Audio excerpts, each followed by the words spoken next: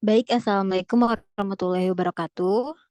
Perkenalkan, kami dari kelompok 2 ingin mempresentasikan hasil kelompok kami yang berjudul Model, Proses, dan Studi Kasus Pengembangan Organisasi. Kelompok kami berisikan 5 orang. Yang pertama yaitu saya sendiri, Irana Medani, Arastika, Nadia Aurelia Rivenka, Wahyuni, dan Suraya Humaida. Baik, mungkin selanjutnya eh, materi akan dibacakan oleh Aras. Kepada Aras dipersilakan. Terima kasih kepada moderator. Model pengembangan organisasi. Yang pertama yaitu model Lewin. Pada model Lewin ini, atau sering dikenal dengan istilah model 3 tahap, Lewin mengemukakan bahwa terdapat 3 asumsi yang mendukung ketiga fase tersebut. Yang pertama ada asumsi bahwa pengembangan organisasi berorientasi pada masa depan. Analisis-analisis yang dilakukan adalah analisis terhadap persoalan yang akan terjadi di masa depan dan bagaimana tindakan antisipasi yang akan dilakukan. Jadi tidak berorientasi pada persoalan yang terjadi saat ini.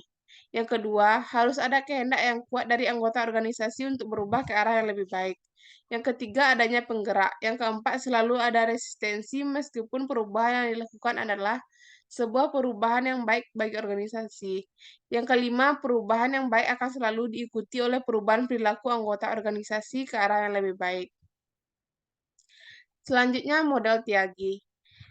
Tiagi pada tahun 2001 mengatakan bahwa model Lewin belum cukup karena hanya menyangkut sumber daya manusia, sedangkan ada beberapa komponen sistem yang harus diperhatikan dalam melakukan perubahan.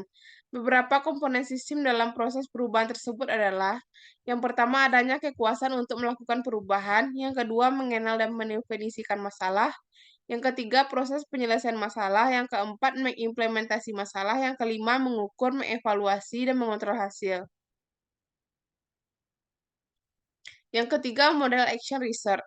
Istilah action research dipakai untuk menamakan suatu riset yang diikuti dengan suatu tindakan pelaksanaan.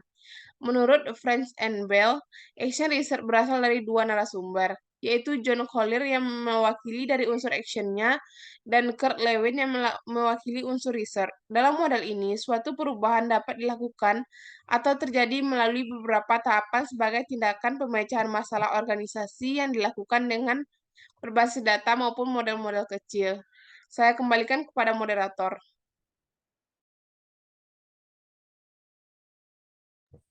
Baik, terima kasih kepada Aras dan materi selanjutnya akan dibacakan oleh Nadia. Kepada Nadia dipersilakan. Baik, terima kasih. Selanjutnya yaitu tentang model Burner. Yang pertama yaitu the incremental model of change. Yang kedua the punctuated equilibrium model, dan yang ketiga yaitu the continuous transformation model.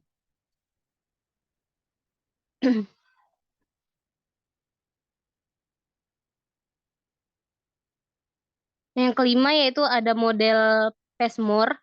Yang pertama yaitu ada tahap persiapan, yang kedua ada tahap analisis kekuatan dan kelemahan, yang ketiga ada tahap mendesain subunit organisasi baru, yang keempat ada mendesain proyek, yang kelima ada tahap mendesain sistem kerja, keenam ada tahap mendesain sistem pendukung, ketujuh tahap mendesain mekanisme integratif, dan yang kedelapan ada tahap implementasi dan perubahan. Model yang keenam yaitu model creator atau Kinichi. Model perubahan ini menggunakan pendekatan sistem, yang mana dalam model ini ditawarkan kerangka kerja untuk menggambarkan kompleksitas perubahan organisasi. Perubahan ini terjadi dari berbagai komponen, yaitu input, output, serta unsur-unsur yang hendak diubah. Dan ketiga komponen tersebut saling berkaitan. Selanjutnya yaitu ada model Robbins. Perubahan diprakarsai oleh kekuatan tertentu. Kekuatan tersebut dijalankan di dalam organisasi oleh agen-agen perubahan. Agen-agen tersebut memilih tindakan intervensinya, yang artinya ia memilih apa yang harus diubah. Pelaksanaan dari intervensi tersebut terdiri dari 2 bagian. Yang pertama, apa yang dilakukan dan bagaimana melakukannya. Selanjutnya yaitu model Lipit, Watson, dan Worley. Model ini merupakan perluasan dari 3 langkah proses perubahan dari Lewin, Lipit, Watson, dan Worley yang menggambarkan langkah prosedur perubahan Lewin menjadi 5 fase perubahan yang berencana. Yang pertama, pengembangan suatu kebutuhan untuk melakukan perubahan. Yang kedua, menciptakan suatu tata hubungan perubahan. Yang ketiga, melakukan perubahan. Yang keempat, generalization dan stabilization dari perubahan tersebut. Dan yang kelima yaitu pencapaian dari suatu tata hubungan terminal. Dan yang terakhir yaitu model corner, yang mana dinamika perubahan manusia mempunyai struktur dengan daya tahan sebagai pola sentral dan didukung oleh 7 pola pendukung. Yang pertama ada sifat perubahan, yang kedua proses perubahan, yang ketiga peran perubahan, yang keempat menolak perubahan, yang kelima terikat pada perubahan, yang keenam bagaimana budaya mempengaruhi perubahan, dan yang ketujuh pentingnya tim yang sinergis. Sekian dari paparan saya kembalikan kepada moderator. Baik, terima kasih kepada Nadia atas pemaparan materinya. Materi selanjutnya akan dibacakan oleh Wayuni. Kepada Wayuni, saya persilakan.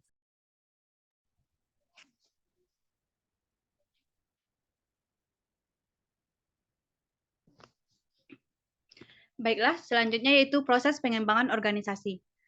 Pengembangan organisasi merupakan praktik manajemen yang membantu organisasi mengembangkan kemampuan untuk merubah dan mencapai efektivitas yang lebih tinggi.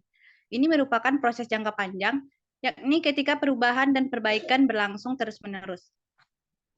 Proses pengembangan organisasi dapat dibagi menjadi 5 langkah. Yang pertama yaitu deteksi masalah. Ini merupakan langkah awal saat manajemen organisasi menghadapi masalah atau gejala dari persoalan yang lebih serius yang dapat mendorong perubahan. Contohnya perubahan eksternal, konflik di dalam organisasi, keluhan pelanggan, merosotnya profit, kurangnya inovasi, atau tingginya turnover karyawan. Manajemen organisasi berdiskusi dengan bagian OD, internal perusahaan untuk membicarakan mengenai pengembangan perusahaan. Jika perusahaan menyewa konsultan OD, maka perlu membuat kontrak mengenai pekerjaan tersebut. Yang kedua yaitu menemukan diagnosis. Konsultan atau praktis OD akan bekerja untuk memahami fungsi sistem organisasi saat ini. Mereka mengumpulkan informasi yang diperlukan untuk mengenali masalah secara akurat. Metode yang dipakai bisa beragam, misalnya survei, wawancara, atau dengan melihat data yang tersedia saat ini, kemudian mencari akar penyebabnya. Diagnosis yang efektif memberikan pengetahuan sistematis tentang organisasi yang diperlukan untuk merancang intervensi yang sesuai. Model diagnosis menggunakan input, proses, output di level organisasi, tim, dan individu. Yang ketiga yaitu analisis data dan umpan balik. Pada tahap ini, data dikumpulkan dari berbagai sumber yang relevan untuk dianalisis.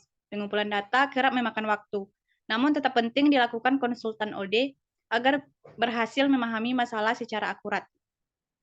Selanjutnya, konsultan OD memberikan informasi kembali kepada manajemen perusahaan sebagai umpan balik untuk mendorong tindakan. Informasi harus relevan, mudah dipahami, deskriptif, dapat diverifikasi, dan komparatif. Teknik seperti storytelling dan visualisasi data dapat digunakan untuk menyampaikan umpan balik yang efektif. Yang keempat yaitu merancang intervensi dan memimpin perubahan. Tahap selanjutnya adalah merancang intervensi yang sesuai dengan kebutuhan organisasi. Selain itu, organisasi harus mampu menyerap perubahan secara efektif.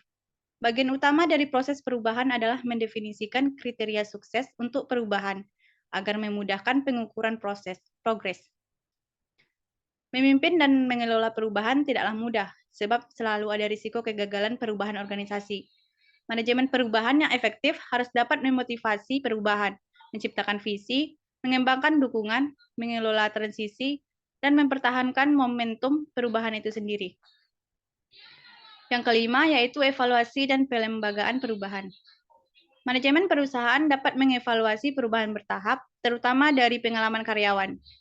Salah satu cara mengukur perubahan yang efektif adalah dengan membandingkan keadaan sebelum dan sesudah perubahan.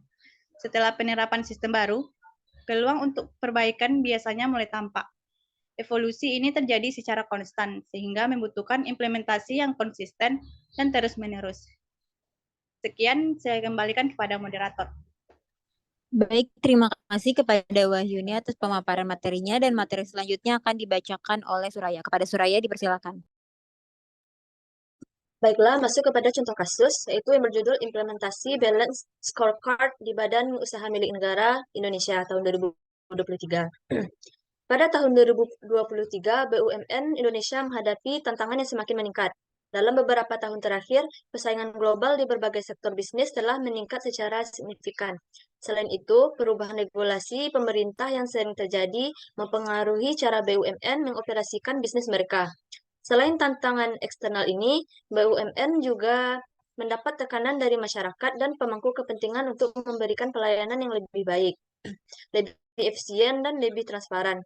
Terlebih lagi, BUMN memiliki tanggung jawab sosial dan lingkungan yang semakin penting, termasuk memitigasi dampak lingkungan dari operasi mereka. Tantangan ini menciptakan situasi di mana BUMN merasa perlu untuk mengoptimalkan kinerja dan efektivitas organisasi mereka untuk tetap bersaing dan memenuhi harapan publik.